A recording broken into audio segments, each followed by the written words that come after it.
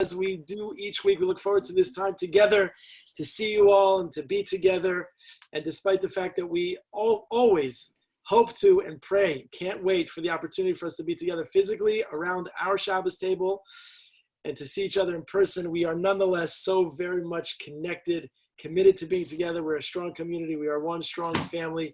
And so we look forward to this each and every week, to see everyone and to spend this quality time together, learning together, giggling a little bit together, and to share this special time of the week.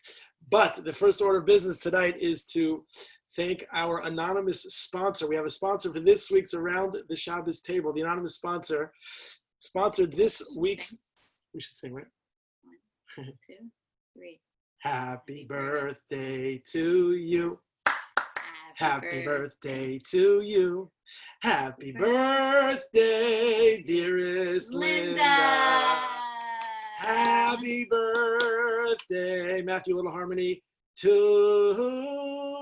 you. Linda can finally buy alcohol. Yes. This week's session time together has been anonymously sponsored, Linda, in your honor, in celebration of your birthday this past Monday, July 1-3, July 13th. Happy birthday. Many, many more in good health we should share with you and in our community. And we are so blessed to share our community and our life together. And we are so thankful to share this time with you. So thank you to our anonymous sponsor. How's everyone doing? Everyone okay? Everyone having a good week? Everyone had a good Shabbos, good weekend? Everyone okay? Healthy, safe, well? Good. Baruch Hashem, enjoying the summer. It's freezing in Boca Raton. I'm telling you, it is cold. Who's on the Gibber iPad? That's an amazing question. I have no clue. Nobody knows who's on the Gibber iPad. That is great. The Gibber iPad is right. Yitzi's on there. Yitzi's on the Gibber. I don't know. I honestly have no idea unless it's Chana. You want to show yourself or you don't want to? Okay, you don't have to. But you're punished. Whatever it is, you're just punished and go. If it's an older kid, you need to be watching the younger kids, and if it's a younger kid, you need an older kid watching you. And if it's Moshe, it seems like we're in the right generation. Yes, because we got him an iPad. We were gonna give him a bottle, but we decided to just go with the iPad, and we decided to go that route. Okay. So we are going Hold on, I have to introduce really the host of tonight's Around the Shabbos Table, the one, the only. We are going to spice things up tonight. Are you ready? We're going to start a little light, and the Rabbi, I don't know if you could do light, but we're going to try you. Like take the tie off light? Like we're going to start with some fun. Like, is there any music? No, it's 3 weeks. We can't do any music. So, it's very important during these, what could be very stressful times, to make sure to lighten things up and not always be so serious. And it's been very serious here in the Oval Office. So Matthew, has it been serious in here? So we're going to start off today by asking the Rabbi, are you ready? What is something today that made you laugh? That. We gotta laugh, right? Everybody who's in favor of laughing. So what is something that made you laugh in the last week? Is that easier? Wow. Talk about no preparation. Anything serious? Yeah, and it's not even Torah, so this is really rough. Yeah. Something that made me laugh. Well, I'll tell you, sometimes I'm amazed at the vocabulary of my little Yitzi Gibber. And last night I was snuggling him in bed, and he gave me what seemed to be like a master's degree dissertation about the situations as it's happening in the house. And I was taken by the multiple syllable words that he was using in describing the distinct and very unique situations as they have. And I found a good chuckle in that. So that's number one. Are you going to share? What? Yeah, that's it. Like anything specific? No. I can help you. Hold on. Like he said something really Hold funny. on, our internet connection just went a little funny. Hold on. Oh, no. Something did happen. I'll help you here. Okay. Something happened with him very funny. Yitzi, are you on? I need to know if you're on. Really got to stop drinking. There was a little bit of a dispute, and Yitzi is very good at getting everyone on his side because he's so cute. And he didn't have everyone on his side. So one of his brothers started telling his version of the story, and Yitzi very seriously looked at his brother and said, hold on, let me say it exactly. Mad at me, why? I thought you were going for me. That's what he said. I thought you were going for me. It was really, really funny. I thought you were going for me, as if like I thought you were on my side. I thought you were going for me. It was almost like he was running for president. I thought you were going for me. But that was a very cute moment. Love it. So that type of thing. He says very mature things. Okay, here's another question for the rabbi. Very unprepared. I love this. Don't we love this? I love, yes, PJ Library prior to this, getting ready for this around the Shabbos table. Let's hear. What is something that you look forward to doing all day? Is there something that you look forward to doing in your day? So first of all, I look forward to spending time with my mother-in-law. That's the first thing I like to do. I look forward to that like literally all day. All day, Matthew. I'm not laughing because that's so crazy, but that was just so quick. Mommy, we love you. Matthew, this is where you hit record off. Okay, exactly. What do I look forward to? But that's a true thing. Lucky. Oh, Jimmy, I didn't know you were still there. Okay, what do I look forward to all day? Like what's something in your day? You have to have things in your day that you look forward to, right? By the way, this isn't like anything like, it's not like he's been having a hard day, but no, it sounds like he's having a hard day, but it's busy and it's intense. So you have to always have things in your day that you look forward to, because then life can go by and every day is filled with things that are just not things you look forward to. So I love that question. I do love that question. I will say that first of all, what would you do if you didn't love that question? I wouldn't, I'd be in trouble. Right. But I love every question you ask. Okay. Hi, Mayor. Mayor, it's so good to see you.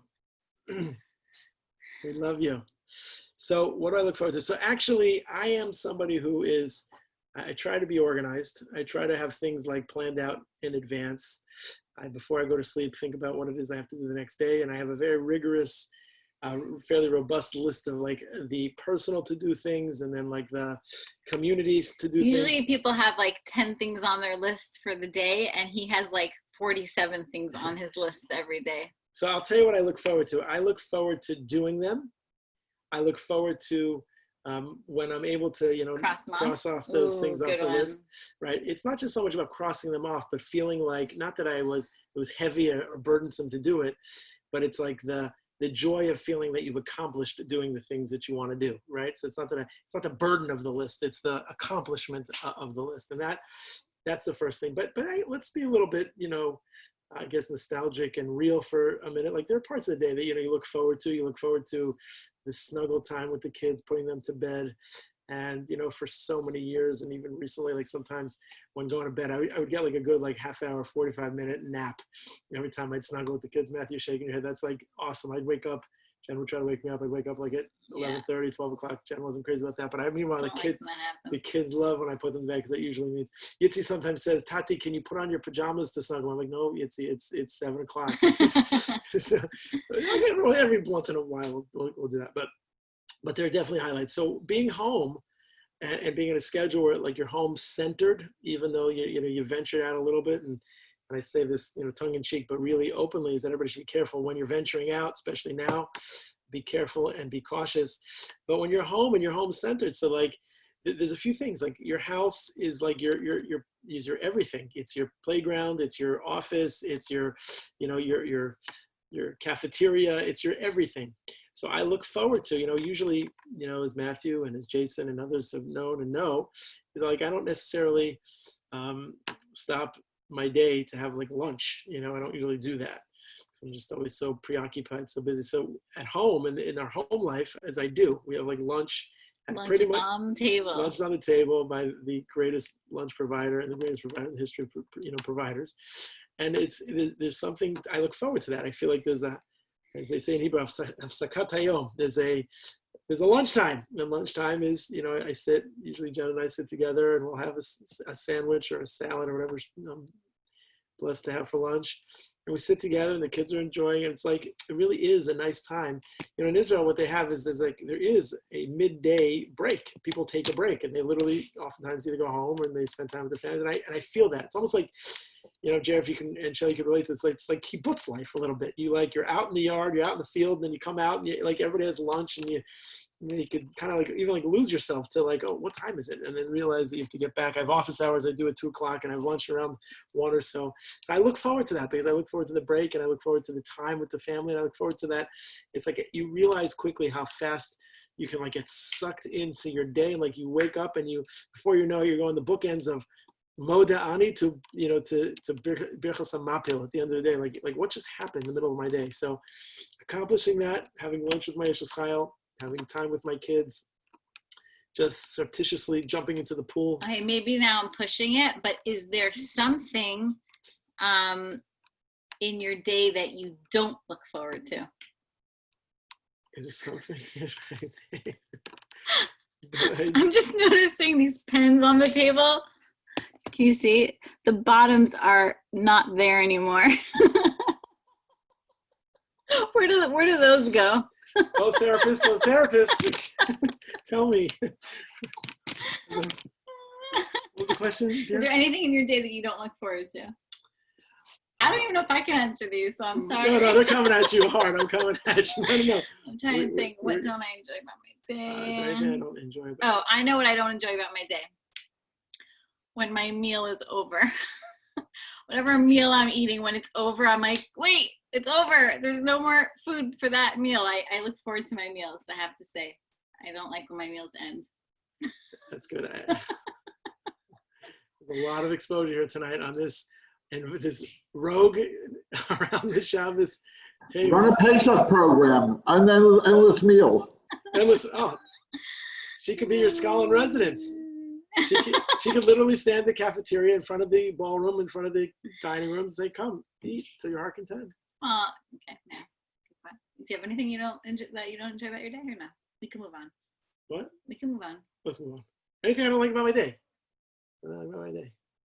I mean, listen, my girls are not at home, so I don't like that part of the day where after I hang up from them and I feel a little unsettled about.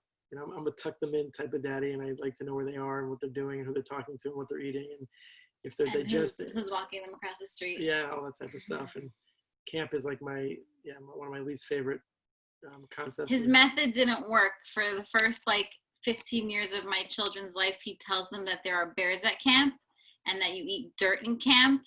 It didn't work because they still love camp. No, they don't love it. They like it. No, they love it. They actually, I'm worried about the homecoming. So that part, I don't look forward to that. And there's something very peaceful about everybody being in their beds and everybody being comfortable and tucked in, right? But there's also something, at the end of the day, you want to kind of keep it going to overtime. I'm sure, Matthew, you can relate to that, huh? I'm sure you do. All right, let's see this. Okay. This is a majorly prepared. Today I prepared, yes. Today you prepared this. Yeah. Why is it titled Stump the Rabbi? It's not. Okay, we'll move on to the Parsha. I think that's going to feel... I got this. I got this. So I saw a very interesting question on the Parsha for this week. We talk about in this week's Parsha about the Arei Miklat, the cities of refuge, which are set up for people who kill accidentally, and they have to run away so that they also in return are not killed by their pursuers. And the Chazal say that when a student is exiled, the teacher is exiled as well with them, because in Judaism, without learning, without having Torah and a teacher and education, it's like death. So if he's running away from death, then he also needs his teacher with him, because that is how we live. We live with learning and growing and Torah. So I thought a good question would be, since we learn many ways in this week's Parsha why teachers are so important, and I'll give you another way in a little bit after you answer this first question. What is your philosophy on life? What is there a teacher that you had that greatly impacted your life, and how? That's a great question. I'm sure there are many, but if you can share one with us. A teacher that impacted my life. So there really were many. There really were so many. And first of all, I think that when we talk about a teacher, I think it's fair to say that, you know, the definition is they're a classroom teacher, the people that you learn from, right? We say, Ezehi Chacham, Halomin Mikol Adam, a person who's a wise person is a person who learns from everybody. So sure, you know, you learn from your spouse, you learn from your parents, you learn from your friends and family, you learn from people.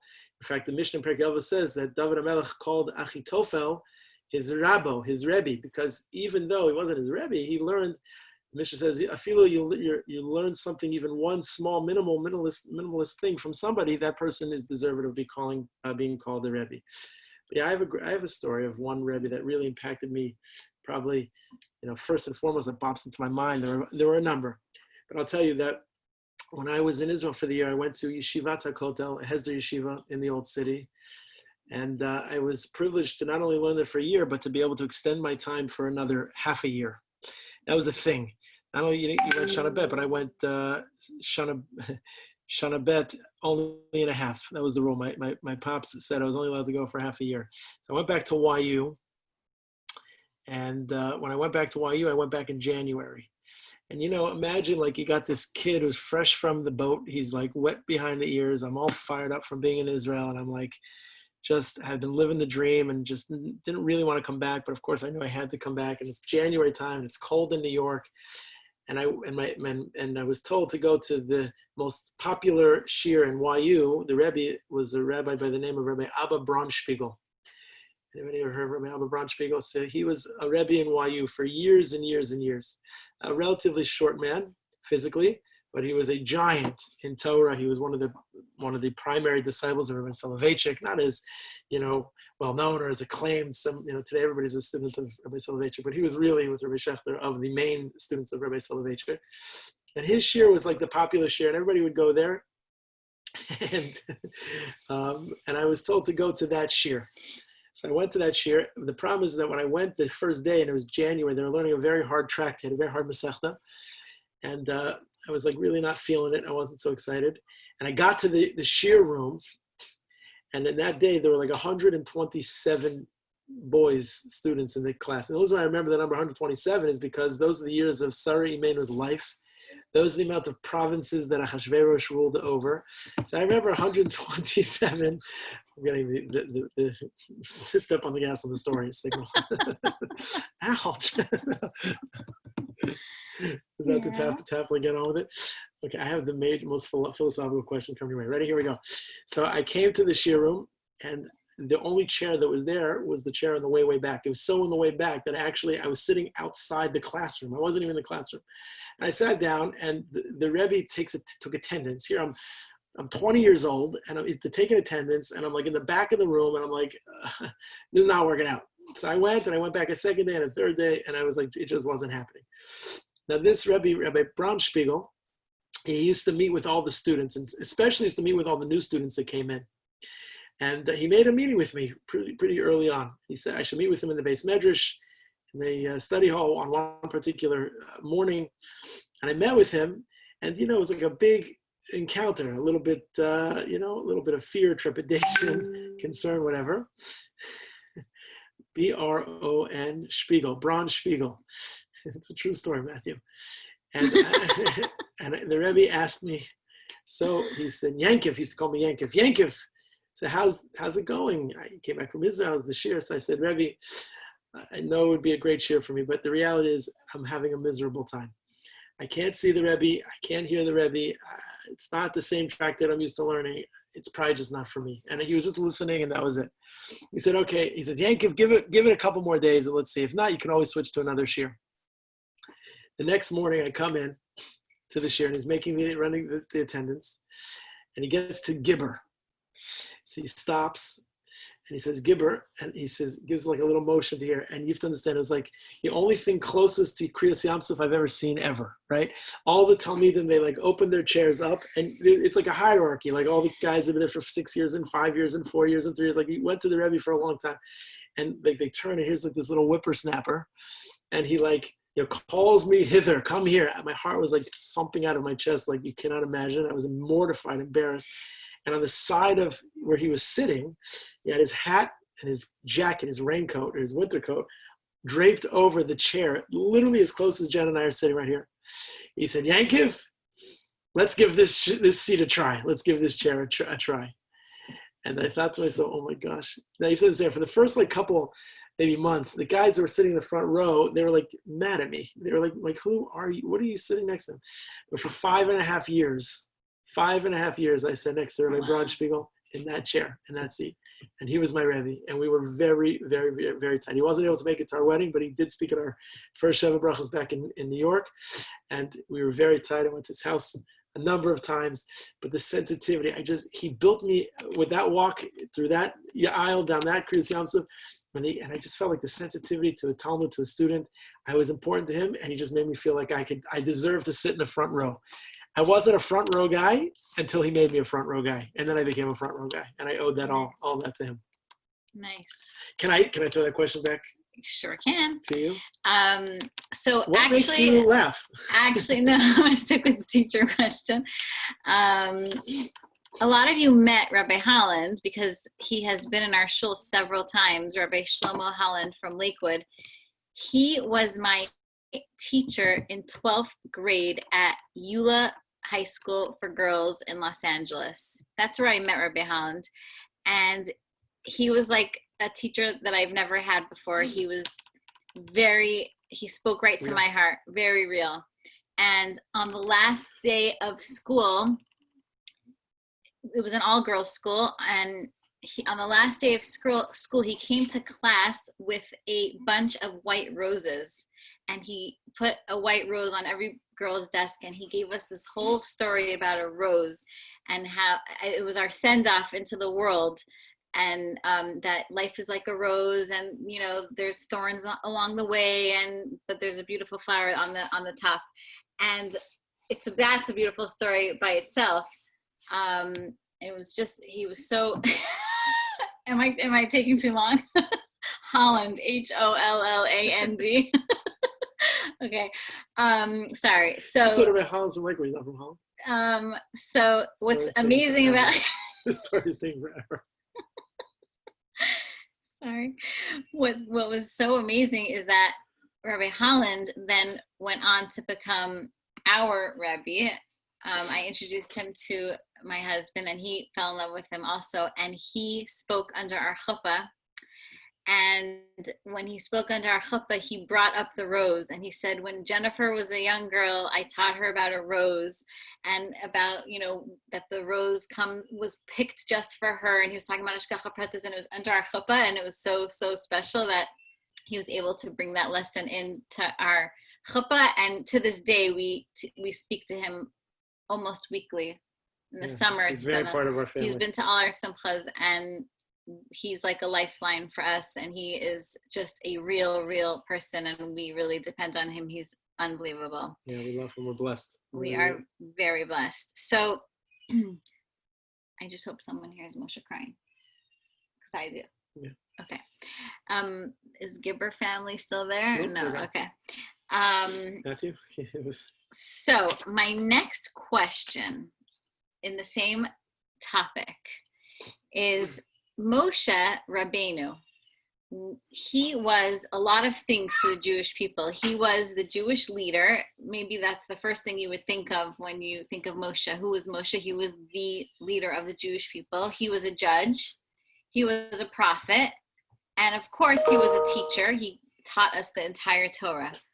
But we call him only by one name. We call him by one of his jobs, which is Moshe Rabbeinu, our Rav, our teacher.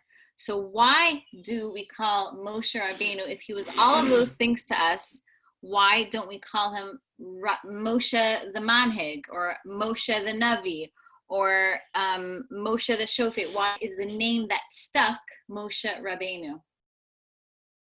Great question, right? That is a good question. It's a very. I think it's a great question. Linda, you got it. You have an article for me you could quickly send my way.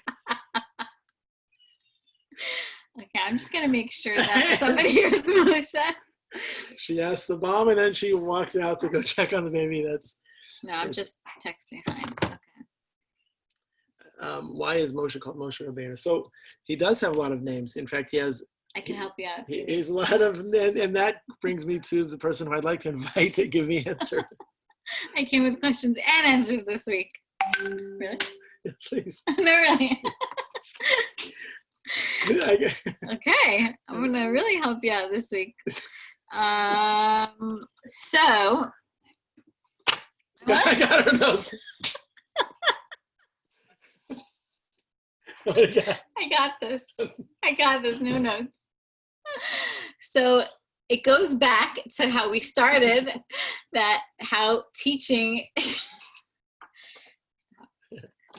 how teaching is so vital to the Jewish lifestyle, and how education is what we call heroic in Judaism is the teacher.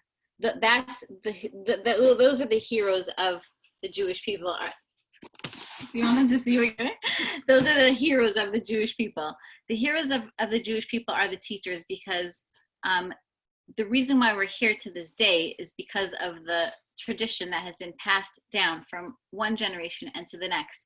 And if you think about it, if you look at leaders throughout Jewish history, leaders are not meant to last forever. We know that Moshe Rabbeinu wasn't even able to bring us into Eretz Yisrael, and that wasn't necessarily a tragic thing, even though it feels very tragic, because leaders are meant to lead during their time, because times change, and when times change, we need leadership to change, and we need different dynamics according to the different types of people. So even something like leadership is not something that is forever. The only thing that is forever is our Torah and our teachers. And we, from generation to generation, we pass down the teachings, and that is what ensures our longevity. That is what gives us the lifelong journey that we're on, and it's what gives us life. That's why the teachers have to come into exile with their students, because a student cannot survive in exile without his teacher. He will spiritually die. And they even say, Chazal even tell us that in certain respects, and mommy, this is, I love you, but in some ways, teachers are even more crucial than. No. Wow. Hiring a Rebbe was always something that parents took very, very, very seriously, because it ensures the spiritual longevity of a child. Correct? Mommy, you support me. We want to, the parents' job is to make sure that their children are physically where they need to be, and they set them on a path, and they hope that they meet the right types of leaders and teachers that are going to teach them the spiritual ways of the world. And so they work together in partnership, but they are both extremely crucial to a child's upbringing, the teacher and the parent, so that they are nourished both spiritually and physically. Gosh. Wow. Yes. I think that's spot on. I think that's great. Paper back? Yes. Mark. Oh, thank you, Mark. What you reminded me of is very often the honorific we use for our parents, sometimes in Philot, sometimes just in reference, is Avi Marie and Ini Marati. Ooh, I like where this is. Teacher, my mother, my teacher.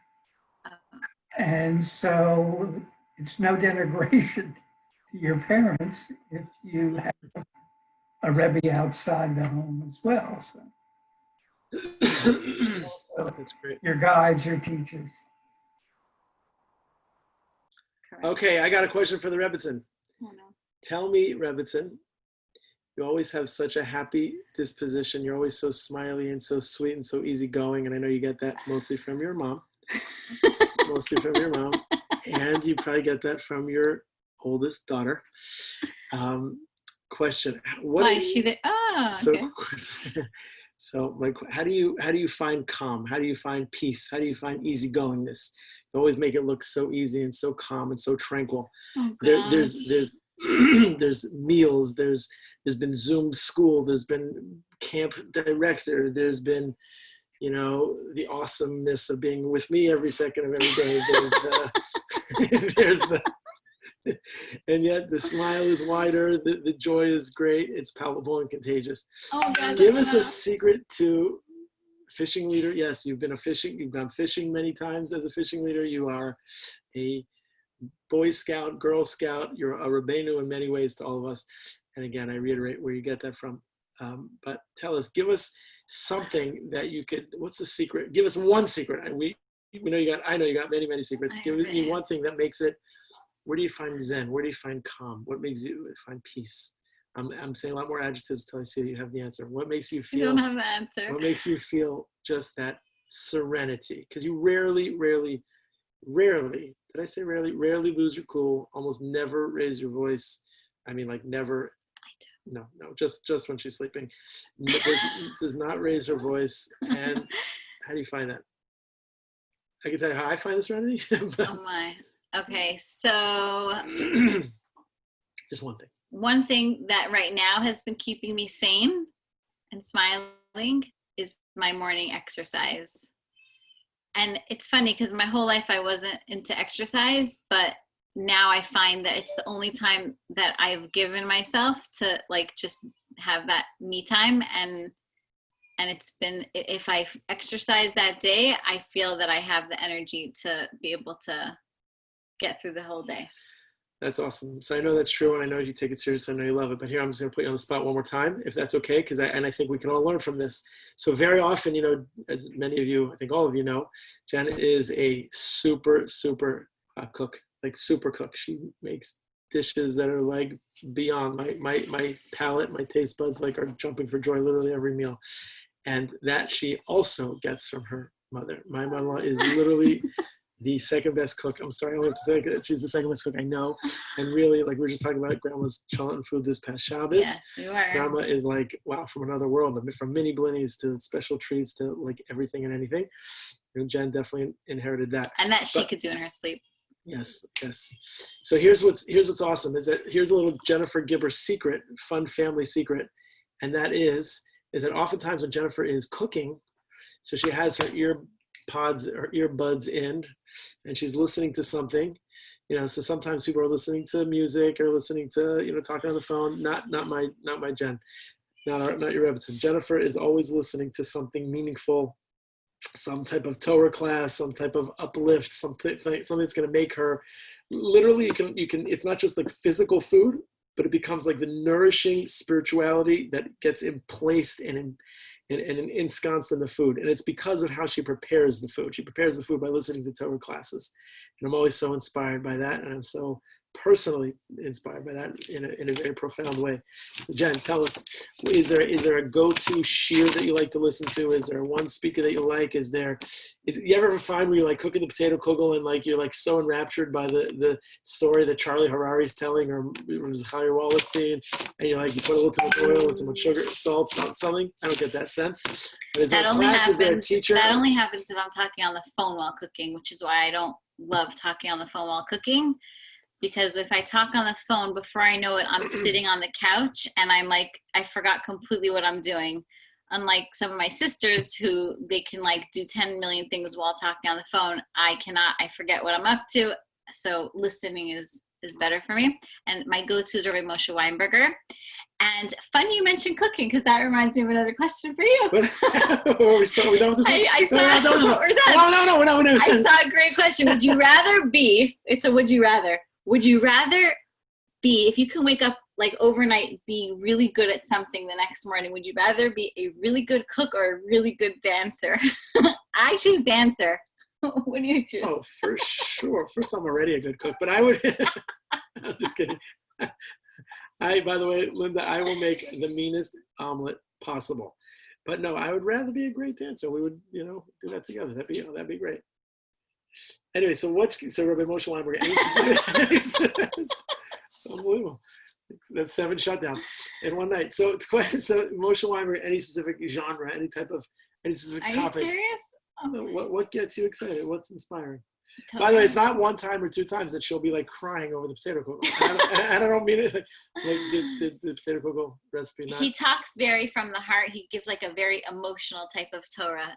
Mayor, do you have something to share with us? No.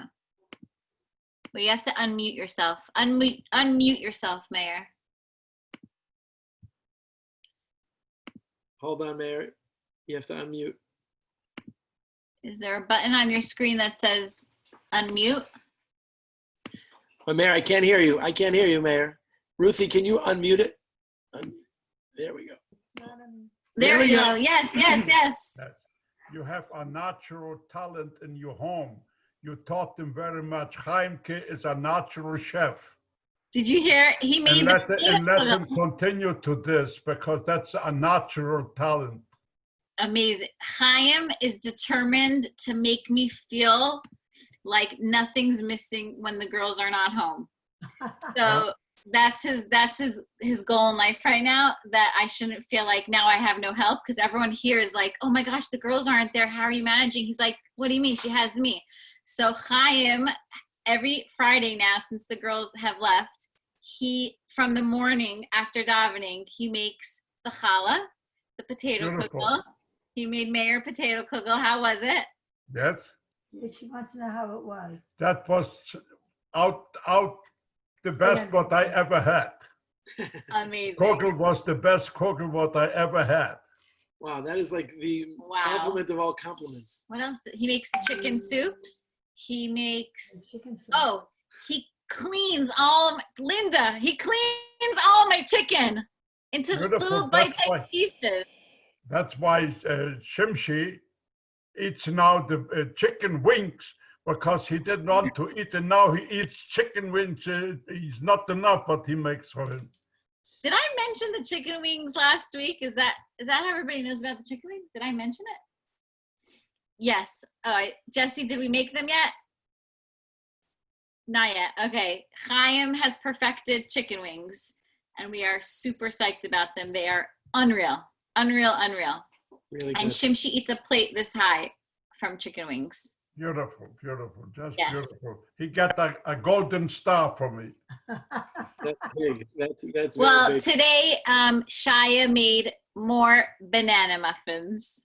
Oh, Banana muffins. Oh, that's You also like those very too? good. The banana muffins are very good. So today Shia made them. So you'll see if they still taste the same. So you have a talent in the house, a lot of chefs there. Yeah, it's a little bit Busy. crazy in my kitchen. Yes, everybody wants to help everybody. Yitzi's like, Ima, what can I do to help you? So he usually trims the green beans both sides, and there's green bean trims everywhere. Like there's not like a neat little pile. They're just everywhere. My girls should know that they're so seriously missed. Oh, I keep forgetting Chana might be on the line. And Chana, I'm chalishing for them to come back, chalishing, aching. I like the summer, but I like the summer when everybody's home. But that's just a side point. So Rabbi Weinberger talks to your soul, a little bit of nefesh, a little bit of panemius, he's all heart. all heart. And that's why He's you're all very, heart. he's an emotional speaker, so it does make me So emotional. would you recommend, I think that this is what I would take away from those two great comments, is part of finding serenity and calm and peacefulness and happiness and bliss and zen is finding a little personal time. If it's exercising, good. If it's maybe reading a book, if it's just being on your couch, if it's just, kind of in the craziness of being everybody around each other all the time, work and play and home, everything's like commingled. Or even just if you're, not in that stage, yes. And if you're not in that stage, but you're still just being home and out of the regular routine as you once knew it. So like, maybe it's just nice to, right, number one, find a little time for yourself, just to like, almost like white on your calendar, no specific plans, uncalendar time. That's number one. And number two is that take some time in your day, even while the things that you're doing, to listen to something meaningful, something that's like a meaningful minute. You could be driving in your car, you could be going for a ride, you could just ride on your bike, you could, even while you're sitting by yourself. But that's awesome. It's in Jewish law, it's called Efshel L'Kayim Shneim. Efshel L'Kayim Shneim means it's possible to do two things at once. You can really do it. I think that's awesome. You're cooking for Shabbos, you're listening to a meaningful shir, and you're able to really kind of find tranquility and peace in the day. What tranquility and peace does not mean is that either the absence of responsibilities and tasks, or what it doesn't mean is that you're happy to get those things off your list. No, you feel fulfilled when you do it, but really trying to carve out in the beauty of your day. I sometimes see people, I kind of liken it to the winded Pesach preparing person, like, how was Pesach? Oh, it was like awful. I was in the kitchen. Oh, that's right. All the sounds you can possibly make how terrible Pesach is. But it's about it's the journey. It's the process. It's the wake up to sleep. It's the day that you spend, as Jen said so brilliantly in her last Thursday night evening of inspiration. It's all about the dash. It's the way you live your life. It's the bookends, not as much as, thank you, Shelley, for that. It's not just the bookends, but rather it's the in-between. And it's that in-between. You can really enjoy like your life, and you can enjoy every minute of it, and to embrace challenges and to embrace, things as they come. And the fact is that we find ourselves, whether we're pivoting in time of uncertainty between that which is open, that which is not open, that which is opening, that which is closing, anything that's sent our way, we're able to pivot because we're in the arms and the loving embrace of the Ribbon Hashem of Hashem. So I think that's just maybe two perspectives. Those are two takeaways. So actually, I didn't plan for this all to connect like that, but it's true. Like, I mention a lot to all of you that I've been in this chabura. It's like a learning group with a rabbi in Israel that I've never met for many, many years. And the whole class started off with the premise of how to live a life of transcendence, powerful joy, and one more thing. Transcendence, powerful joy, and I don't remember the third one. But he started off the whole class, and this is like 5 years ago, asking us to take time to think about what makes us happy. And actually, so that question that we started off with was something that, what's something in your day that makes you happy? And he said, think about, first of all, what makes you happy. And why can't you, every day of your life, for a little part of your day, do the thing that makes you happy? Do you want to live life without doing the thing that makes you happy? There's no reason for that. You can find a way to put that into your every single day. And the truth is, it took a lot of soul searching for me to even figure that out, because the automatic things came, my kids make me happy, my family makes me happy, but like my husband makes me happy. So, but how you can get so busy with life that you don't even enjoy the happiness of those things. So when you really take the time to wonder, what are things that I can do in my day that make me happy, that put a smile on my face, that make me laugh, and then to try to figure out how to do them. And it happens to be that I didn't even know how much I enjoyed learning and listening to a Torah class. It doesn't have to be the same for everyone. For me, that made me feel full. It made me feel productive, and it made me feel like I was a growing person. So I added that into my daily schedule, and it's made me a happier person, I think. So I think that everybody has to ask these questions. What makes you smile, and what do you look forward to in your day? I promise you, I did not plan that, but I love it because it's all part of this story. And the teacher part that is connected is for sure, finding teachers and finding leaders that can help develop the things in you that make you tick. That's the job of the teacher, is to help develop your personality, help develop you into the perfect person that you were created to become. And can I read a quote from Rabbi Sachs? I think this is very Rabbi Jonathan Sachs. This is your house. You're in charge. You can do said, whatever you want. He said on this week's parsha, this is where I found that Dvar Torah about the Ari Miklat. He says that we don't worship power or wealth. These things have their place, but not at the top of the hierarchy of values. Power forces us. Wealth induces us, but teachers develop us. And I think that's beautiful. That was his message of the parsha, that we talk a lot about self-awareness and introspection and working on our midos and becoming better people, but what do we actually do to make sure those things happen every single day? Are we working towards something every single day?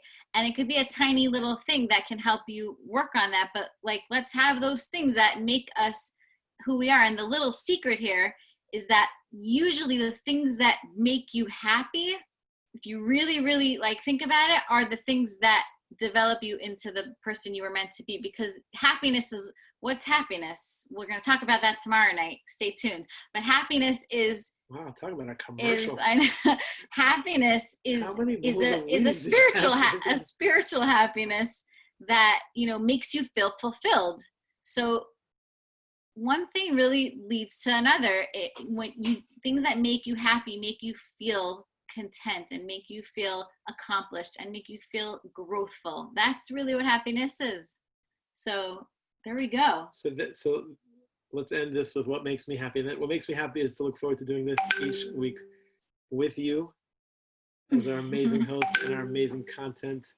Super session tonight, Jen. You inspired us all, as you always do. And to be able to spend this night with all of you as well. What an amazing time to grow and to think and to share and to giggle and to, I don't know, just to be together. Really, and now really we're going to get Yitzi, if he's available, to tell you how I earned my 15 minutes of time to be able to prepare these questions. He'll tell you how I earned it today, because it has to come, you know, everything has a price. Oh, okay. He's not available. But sometimes when I invest a little bit of time and effort into their day, then I can gain like 15 minutes of like, I just did this for you. I need 15 minutes to prepare for tonight. So today we went to this drive-by farm. It was awesome. Matthew, gotta go. It's in Boynton Beach, and you stay in your car, and a woman is outside leading all these cars by foot, and you call into a number, and she takes you through the farm, and you look at all the different animals. Now, the amazing thing is that it wasn't just your typical farm. It wasn't just cows and roosters and, you know, sheep. We saw a sloth. Have you ever seen a sloth? It's a very strange looking animal, really cool. And we saw a porcupine. And if Yitzi were here, it would have been much cuter for him to tell you, but I enjoyed it as well. So that was my investment for the day. Where's the little one? The little one is sleeping. We are in the process of sleep training. Right. Not pretty. Let's just say he's hoarse. It's really sad. Okay, as long as you're not. Not yet. He's fine. No, I mean, don't worry. Mazal, you look nervous. I don't let him like cry for more than like 30 seconds, but I don't. No, I really can't. I can't. He cried the whole time this whole session. No, So, well, that's not because we're letting him cry. Is someone in there with him? No, he's good. Okay. No, we're just teaching him what's night and what's day. That's what we're trying to do. It's working. Yeah, So, it always does. You've done it a couple times before. When my cleaning lady Martha said to me, Jennifer, this is your 7th time doing it. Why don't you know how to get them to sleep? I was like, okay, I think I should start teaching him tonight. And then we fired her. And then yeah, I'm a sucker every time. That's your personality. Sweet. Yeah, actually, since mommy's on the call, she even added, she's like, your mother, she's strong. She's like, but you're a sucker. So I don't know what gave her that impression, because mommy, you don't like them crying either, but whatever. And if any of you are looking for a housekeeper, I can take her. All my kids were ready to fire her. I'm like, guys, I could take it. It's okay. That's too funny. Yeah. Anyway, sorry, no guest appearance today. We'll make it up next week. Next week. Okay, good. Thank you, everybody. Thank you for the evening of entertainment. Yeah. Fun being You're together. the best. Everybody, love to you all. Stay safe, stay healthy, stay happy, stay holy, and we'll look forward to being together around the Shabbos table for real and in a short order. See you next time. We love you all. Okay, thanks a lot. Thank you. Bye, everybody.